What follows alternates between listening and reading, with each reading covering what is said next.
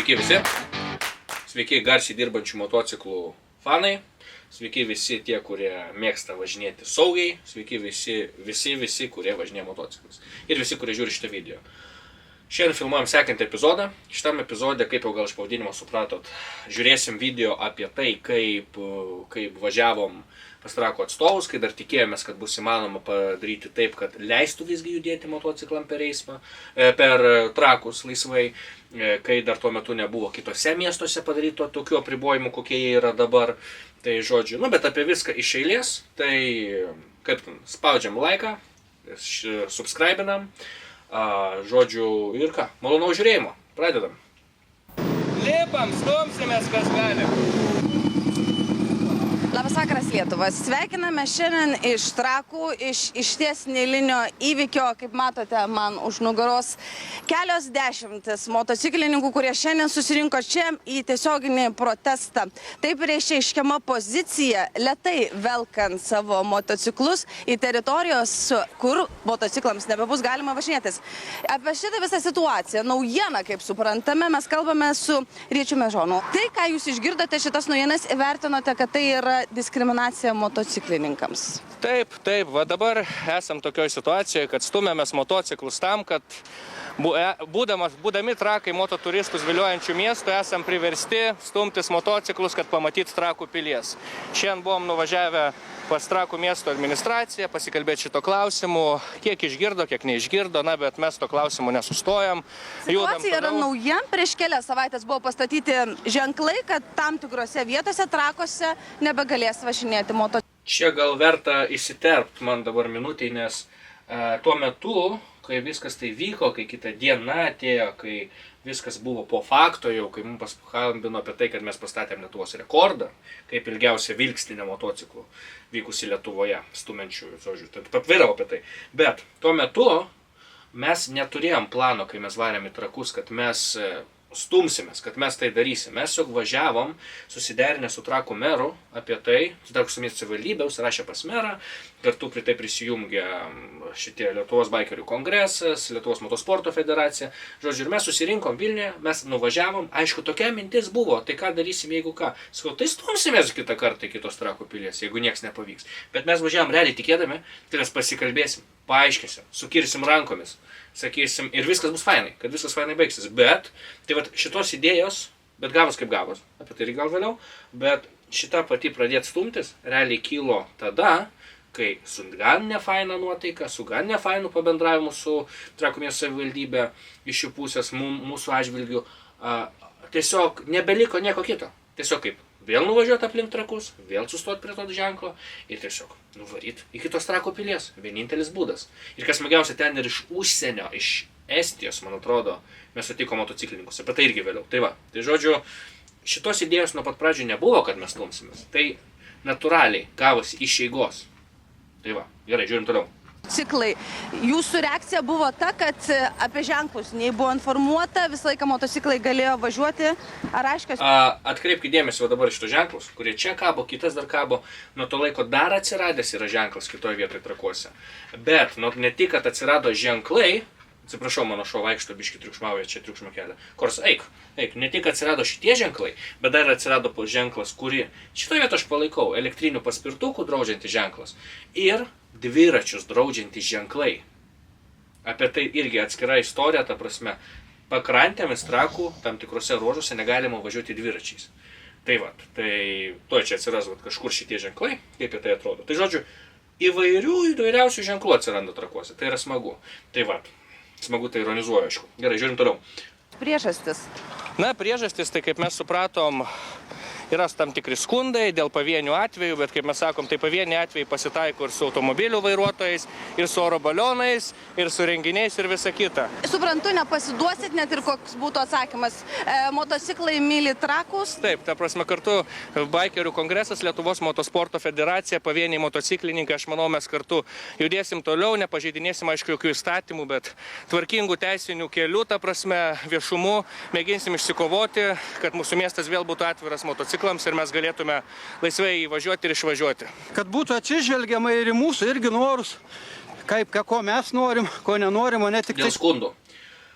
Ir kaip aš sakiau, tai tvarkingų teisinių kelių, darysim viską ir tuo metu mūsų sekantys žingsniai buvo, kai mes buvom pas savivaldybę, mes sakom, tai parodykit ar skundą ar kažką, na tai mes negalim, čia reiktų kreiptis į policiją ir panašiai ir taip toliau. Nors ką vėliau sakys meras, tai atkreipkite dėmesį, ta prasme. Tai apie kokius ten skundus eina kalba pas jį. Tai va, tai dėja, policija jokių skundų nėra gavusi. Trakų miesto savivaldybė, Trakų miesto taryba, tai pats Trakų meras nėra gavęs jokių raštiškų absoliučiai skundų.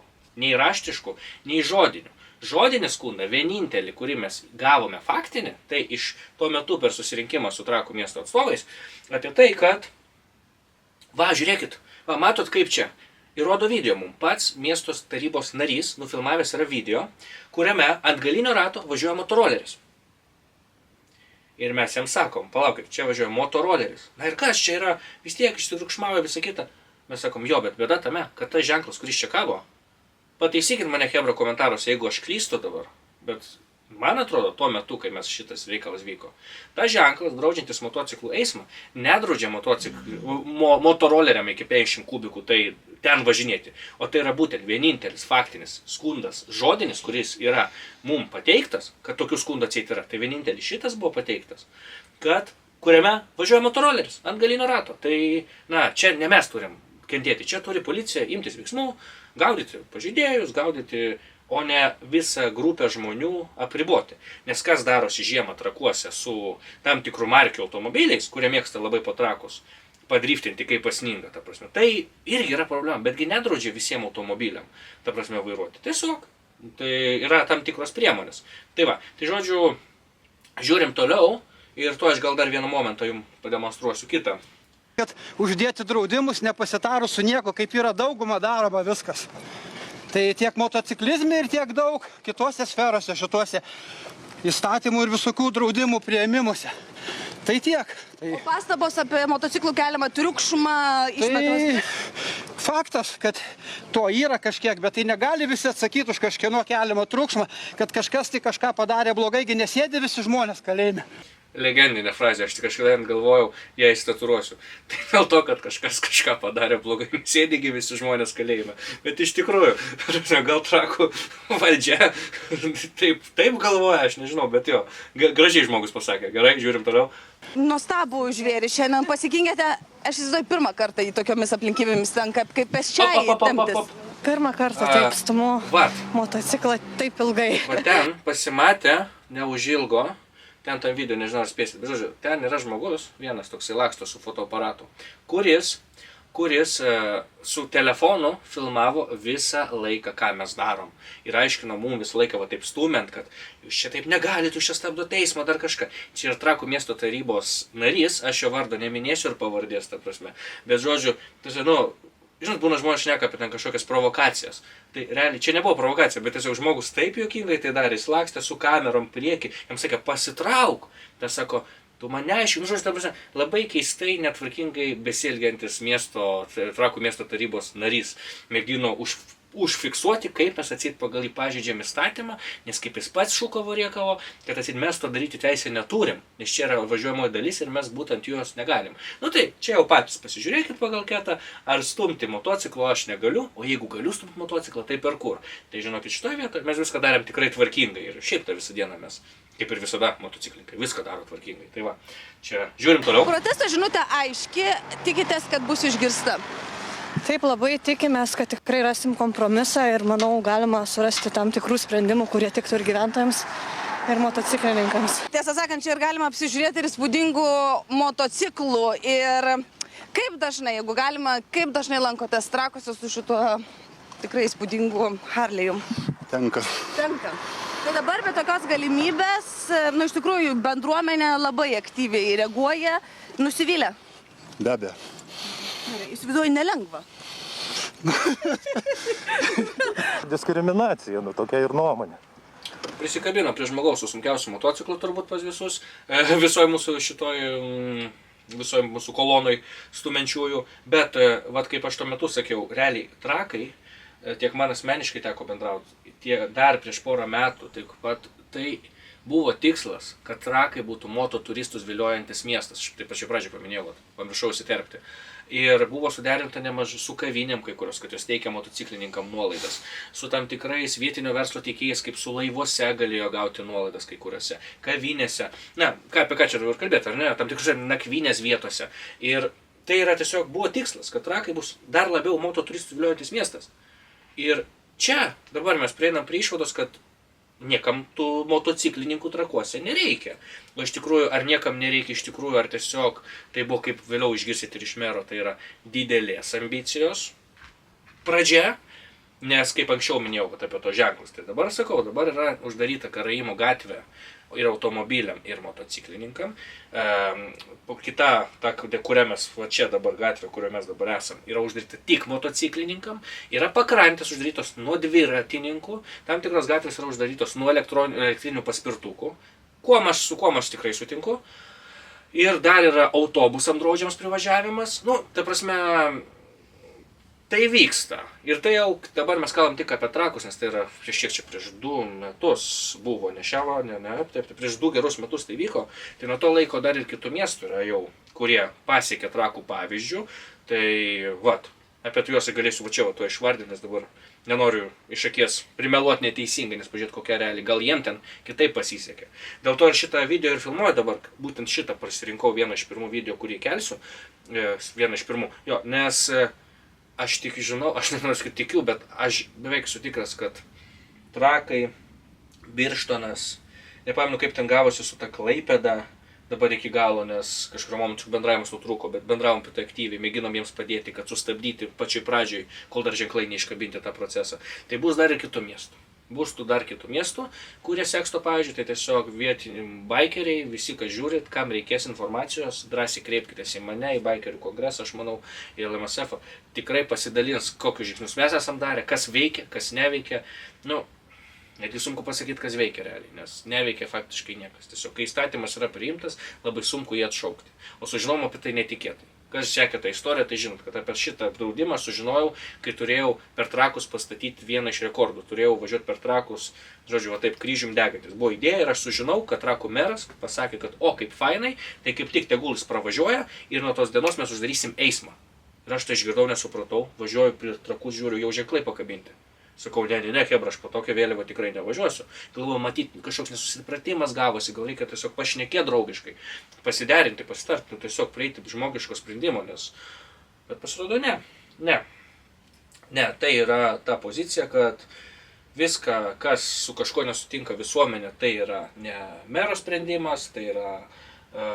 jis nieko padaryti negali.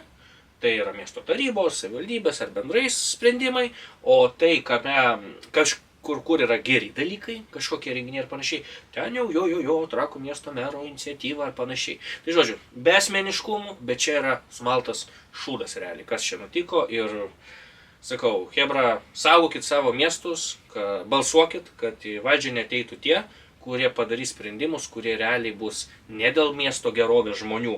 Kaip sakau, nebuvo nei vieno skundo ir jų nepateikė. Jeigu būtų pateikę, būtų kita kalba, jie nepateikė nei policija, nei savivaldybė. O tai yra tiesiog vieno didelio plano dalis, kad visi Trakai taptų turbūt pėstieji, aš nežinau. Nu, čia nesiversiu į politiką, bet tiesiog pasakoju apie tai, ką tuo metu, apie ką buvo kalba, apie ką mąstėm ir iki šio momento nieks nepasikeitė, tik dar daugiau apribojimų uždėta. Gerai, žiūrim toliau.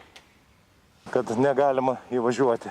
Bet kaip vertinate, tai yra senamiestis, triukšmas anot savivaldybės didžiulis. Nesutinkat? Aišku, kad nesutinku. Koks čia triukšmas? Čia nei greičio, nei triukšmo nėra. Visiškai. Bet girdėjau, kad ir jūsų bendruomenė kalba apie tai, kad galbūt yra motociklininkų, kurie mėgsta pravažiuoti. Jo, va dabar, jeigu matot va šitos žmonės, tai buvo wow, tai buvo labai faina. Tai buvo iš tikrųjų, kad tu eini, žmonės fotografuoja, filmuoja, kelia liuksus, ta prasme, net Trakų verslininkai, kurie tuo metu ten aplink tą gatvę dirba. Matosi, dirbantys žmonės, nes gulkai, kad būtent savininkai buvo, bet, žodžiu, jie palaiko, liuks, ta prasme, tai yra wow, tai yra faina, kad mus palaikė. Palaikymas yra iš visuomenės, iš turistų, iš tų pačių matus, kadangi aš pats esu vietinis trakietis, aš mačiau ne vieną trakietį, kuris tuo metu arba dirba toje vietoje, arba eina ar kažką. Tai yra ne man kelia liuksą, manęs net nematydamas, turbūt gal net nesuriša, kad aš pats esu iš Trakų, tas, kas priekį stumia mocą.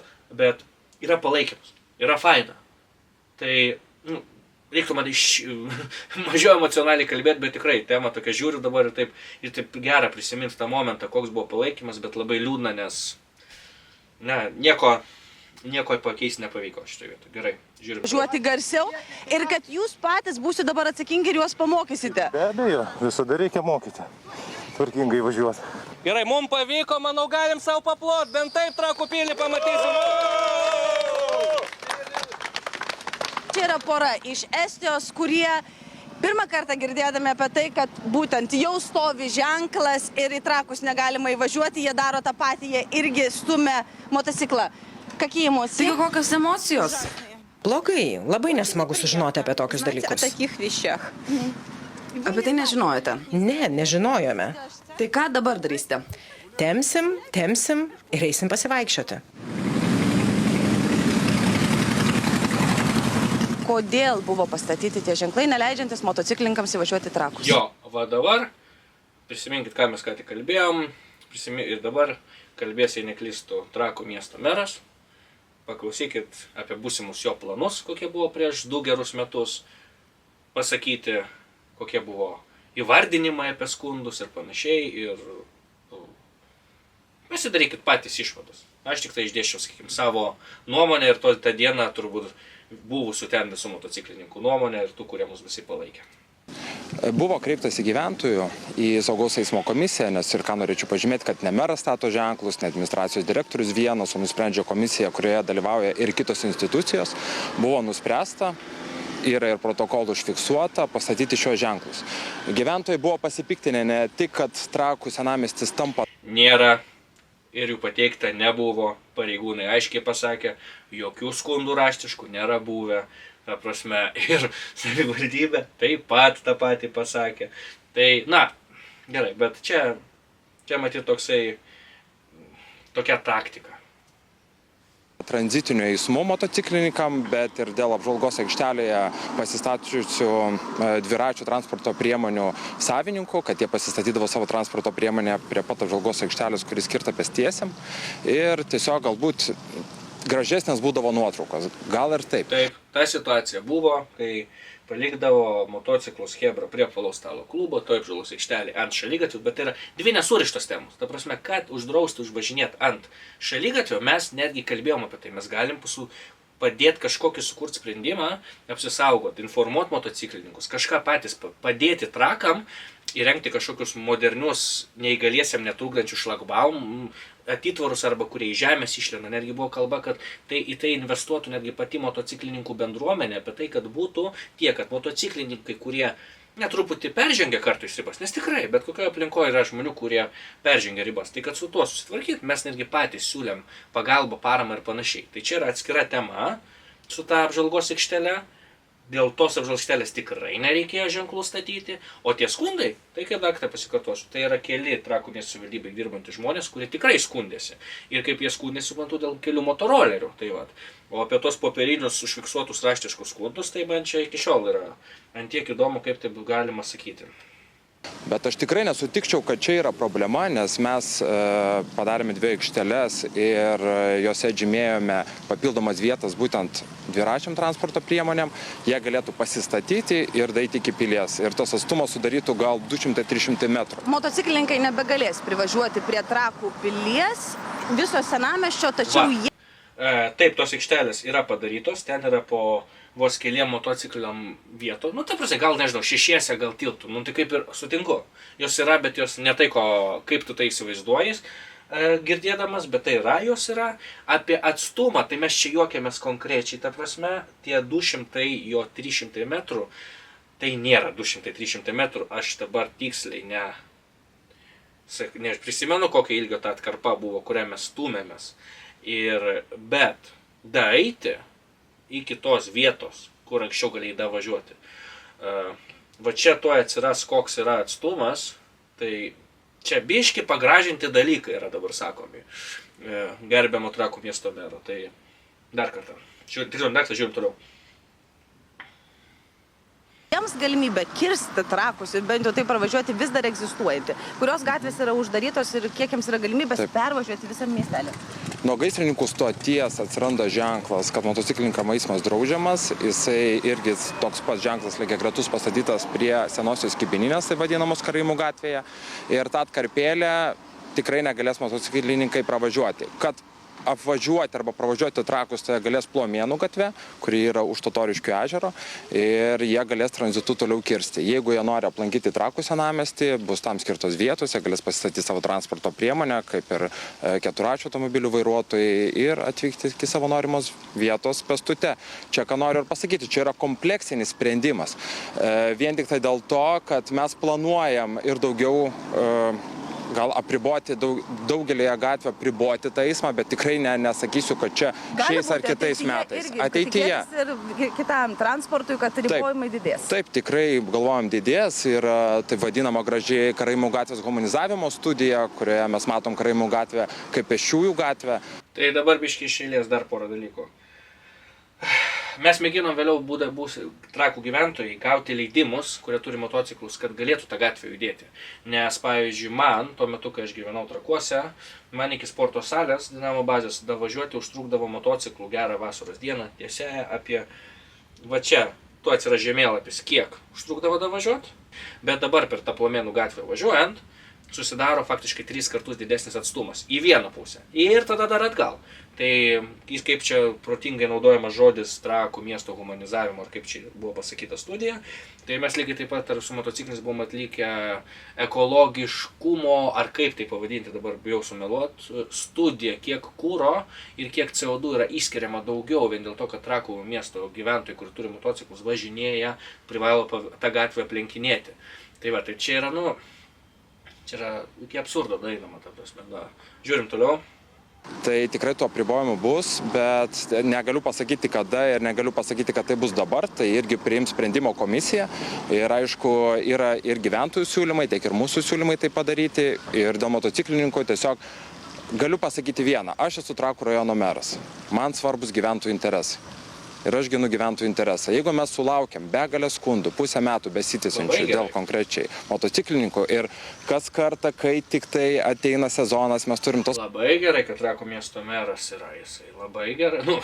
Tai gerai, tai čia ne tą turėjau omeny, bet vat būtent ginti Trakų miesto gyventojų interesą, o nesugalvot interesą, kurį ginsiu, ir jį ginti, nes tikrai Trakuose yra tokia grupelė, sakykime, pavadinkim, žmonių, kaip ir bet kuriam mieste, kurie sugalvoja kažką, randa tam patvirtinančių dalykų ir pradeda su tuo kovoti. Taip jau nutinka, tai yra mūsų visuomeniai taip būna. Tai šitoj vietoj labai apmaudu, kad mes motociklininkai pakliuvom į tą kategoriją ir tik pabrėšiu, kad šitas video, kurį mes dabar žiūrim, yra filmuotas tą vasarą, tai biškai šiandien esu jau po trasos pavargęs, nenoriu smėlti, bet man atrodo 2023 daryta Liepos mėnesį video, dabar yra 2025 kovas, tai vat nuo to laiko nemažai apribojimų yra atsiradę, dar papildomų kitų, tai per tą laiką daug, per trumpus buvo daug kas padaryta. Pačius skundus, kai dar buvo ir administracijos direktorius, tai reiškia, tai yra problema.